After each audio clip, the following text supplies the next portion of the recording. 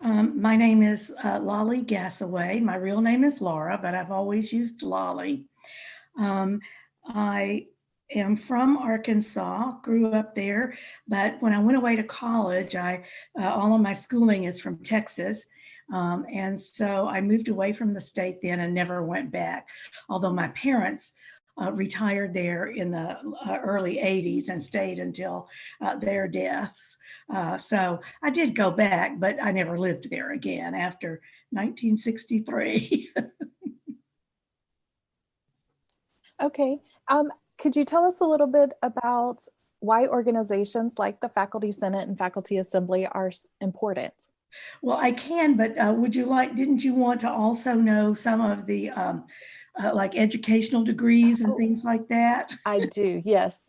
Okay. Um, so, as I said, all of my schooling was from Texas.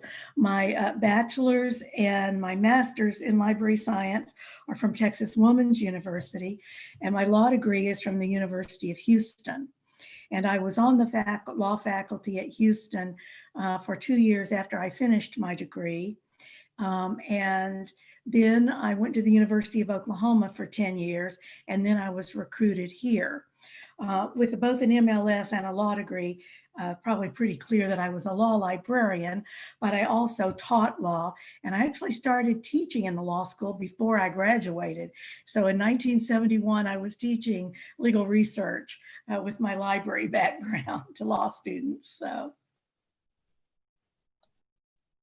When did you come to North Carolina? I came to North Carolina in January of 1985. So I was here a lot of years before I retired in 2013, but I had 12 or 13 years elsewhere on law faculties before I came here. So now we'll get into Okay. the faculty. Why do you feel like these organizations, the Faculty Senate, Faculty Assembly, are important? Well, faculty governance, I think, is extremely important. And these organizations, probably more important are the faculty councils and faculty senates on each campus, to be honest. They are probably more important. But with our having a large system, having a way for faculties to get together and work together and understanding common issues, I think it's really important. Um, when I came to the faculty assembly, um, the people from our campus on the Chapel Hill campus had never been very active. And I was the first chair from the Chapel Hill campus in all of its years. I know, I know. And I just simply saw that it was important. For one thing, I think some of the campuses had a real misunderstanding of Chapel Hill. At the same time, I certainly gained a greater appreciation of each of those campuses, what were their unique features, and then what things we had that were alike. So I think it's extremely important. The Board of Governors has a lot of control in this state. In other states, not so much. And so having a faculty group that is across the system, and at least the chair attends the faculty council, the Board of Governors meetings, is crucial so that they don't forget why they're doing some of this stuff for the faculty and students. How long did you serve on your school's Faculty Senate before you went to the Assembly? You know, I don't even remember a bunch of years. I looked up how long I was on faculty assembly, but and it was, not always consecutive terms on the faculty council. So, it was a lot though. And I was also on the advisory committee, which is an advisory committee to the chancellor, and on the faculty council executive committee, which met regularly with the provost and the chancellor. So, I did a lot of that sort of thing before I came to faculty assembly. Are you still involved in any of the governance in any way? No, I retired in 2013 and I really retired. Okay.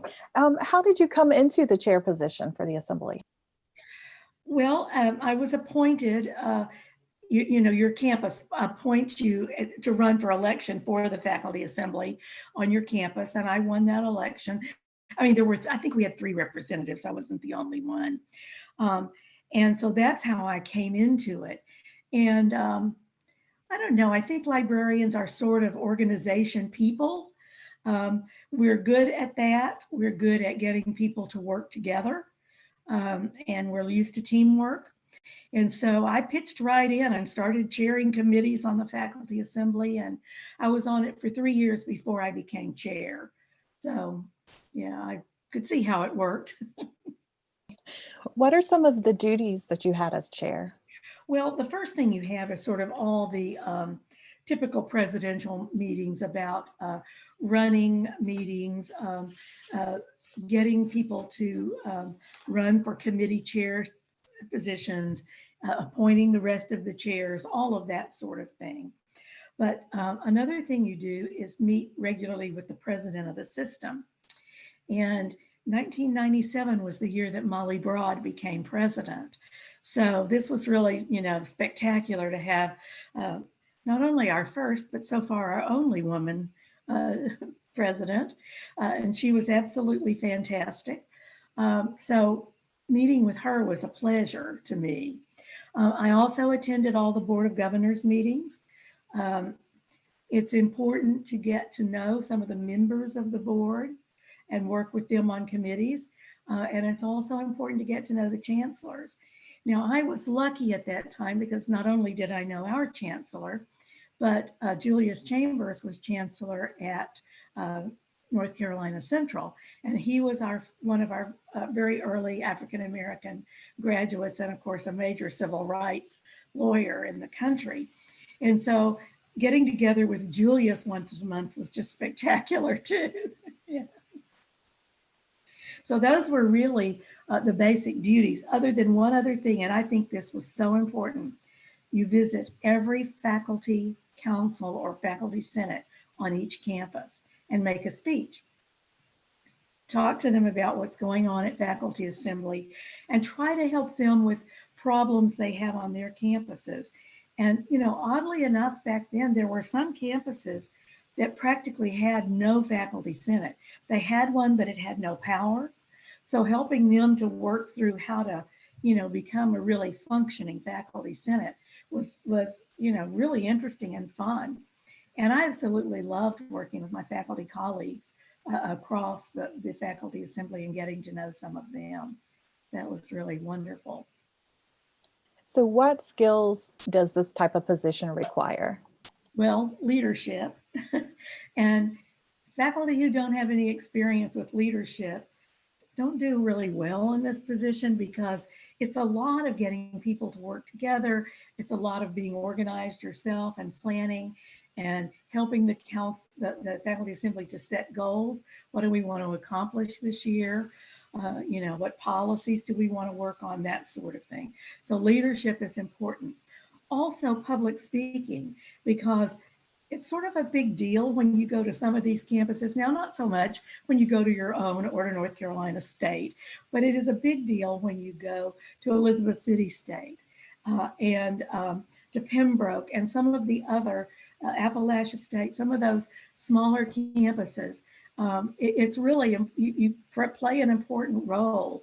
And so being able to be comfortable as a speaker makes a great deal of difference.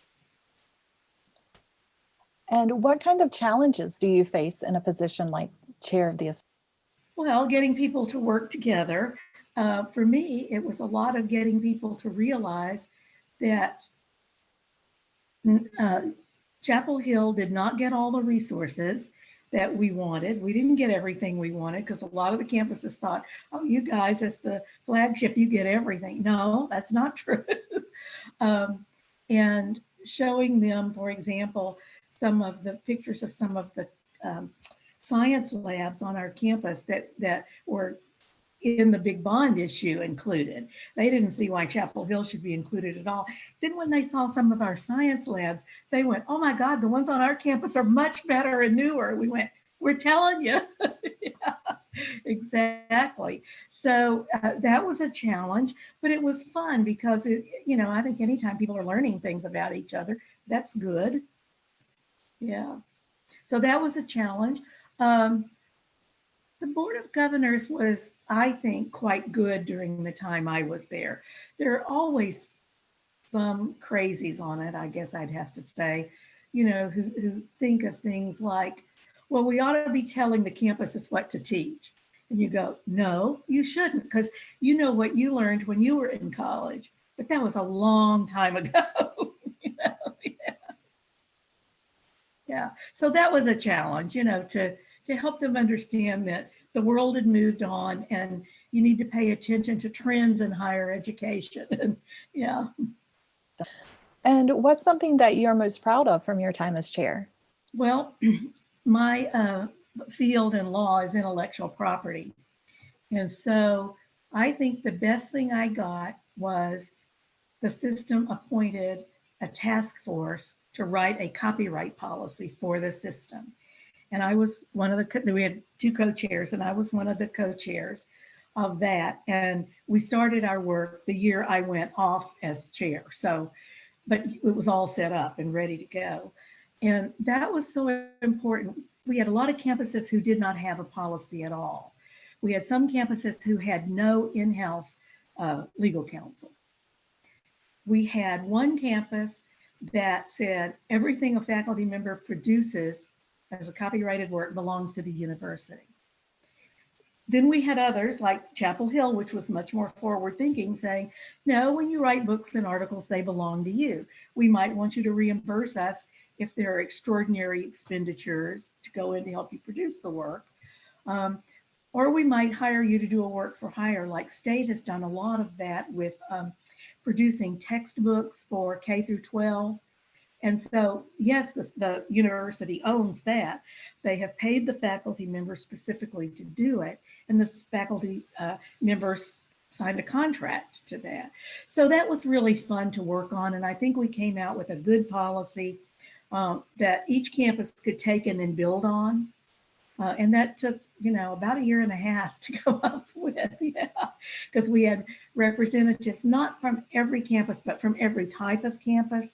We had other lawyers on it, but we had two of us who had intellectual property background, and the others were, just campus. Shouldn't say just campus attorney, because those people are amazing.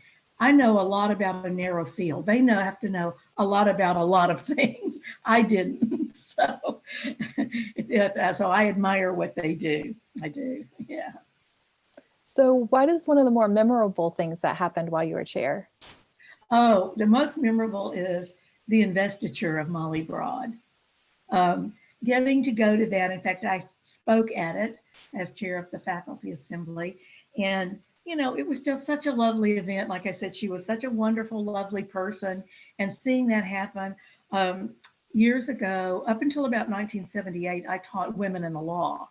So seeing a woman rise, break the glass ceiling was really thrilling. And so that was probably the highlight for me, was getting to participate in that. And what's one of the biggest takeaways you have from your time as chair? Well, I've probably already mentioned, I know I've already mentioned this, but in a different way, and that is the strength of the system as a whole. And, going in, I didn't really know if I thought it was a good idea that we were in a system or not. And I came away with a feeling it is a good thing that we are. North Carolina is not a rich state, and we need to divide resources. We need to have campuses that have specialties others do not have. Every campus does not need a law school. Every campus does not need a medical school or engineering or any of those very expensive to run fields. And I came away understanding the strengths of the various campuses. And, someone was saying, well, what is the strength of a campus like Appalachia or Asheville? And you go, well, Asheville has set itself as a small liberal arts college, and it is well recognized nationally. And that's very different from the two flagship universities. And that's great that we have that. And, I think We have begun to pay more and more attention to our historically Black institutions, which have played a unique role in the state and really in the nation. I know North Carolina A&T has really been getting a lot of federal grants, and that's just amazing. And you know, they weren't in the 90s, they were not getting as many. So I mean, that's all a significant change. Recognizing that for Elizabeth City State to really flourish, it had to admit Virginia residents and try to treat them like North Carolina residents more because of where they're located. You know, so there were just a lot of things I came away with. It's such an appreciation for the system and how well it's run. So those were all good things. And is there anything you wish you would have known about being a chair before you went into the position? Well, I had already been a chair of a lot of stuff. I had been the national president of the American Association of Law Libraries. I had, you know, been the chair of chapters of Special Libraries Association, of AALL also. So I had done a lot of, I'm going to say running of organizations. That's not a good term, but you know what I mean, of leading them, I guess I should say. So as far as being chair, that was not the issue. I think the issue was really that I wish I had known was that it is not always so easy. People will accept running for being on the assembly, but they don't intend to do anything but go to the meetings. And to make them understand that that was just a part of their job, that they had committees they needed to participate in. And, you know, in the late 90s, we were doing conference calls, but we were not doing Zoom meetings or anything that kept us from having to travel. And so there was travel for people and getting them to understand that. I guess I thought everybody was going to come to it with the same enthusiasm I did. And I found that was not the case. And do you have any advice that you could give to anybody going to serve as the chair in the future? Well, I think that my advice would be to recognize that what happens on your campus is not necessarily what happens on every campus. And your first job is to learn how it's done on those campuses. Because we'd have faculty assembly members who would, you know, say, well, advising is done this way. Well, no, it's done that way on your campus. It was done 5 or 6 different ways across the system. And to just understand that even though we're a system, it's not a monolith. And so to try to understand what those differences are and not try to make them all the same. That's not the issue, but to appreciate their differences and help everybody understand that they are different and how can we support each other with those differences. I remember one member complaining that her daughter had come to Chapel Hill and she didn't understand she was going to have these giant classes. And I'm like, well, maybe one of you should have done a little research. When you've got 25, 30,000 students, and I've forgotten how many freshmen, you're not going to have a lot of 10-person classes. You want those, you choose another campus. You know? Right? We try to give a smaller class for freshmen, but I mean, then you're still talking 20 or 25. You're not talking 10. Yeah. So that would be my advice, to make sure you really get an understanding for the richness of the campuses and how things are done on them, and not expect that we're going to have uniformity. We don't want uniformity. And our last question to kind of end this talk is there anything else that you would like to add or share or let people know about? Not really. I mean, I thought it was a wonderful experience. And after I was chair and went off, I actually went back on the faculty assembly for another 3-year term some years later. I wrote down when it was, and now I'm not finding it quickly. So I did enjoy that. Oh, from 2004 to 2006, I was back on and, you know, enjoyed that time too, not chairing, but just being on. So I would hope that our faculty councils and faculty senates on each campus would continue to recognize the value of it and elect good people for it who have a commitment to attending the meetings and doing their work in between the meetings too. That's all I have, and I thank you so much for talking with me. You are very welcome, Chris. I enjoyed it. Thank you.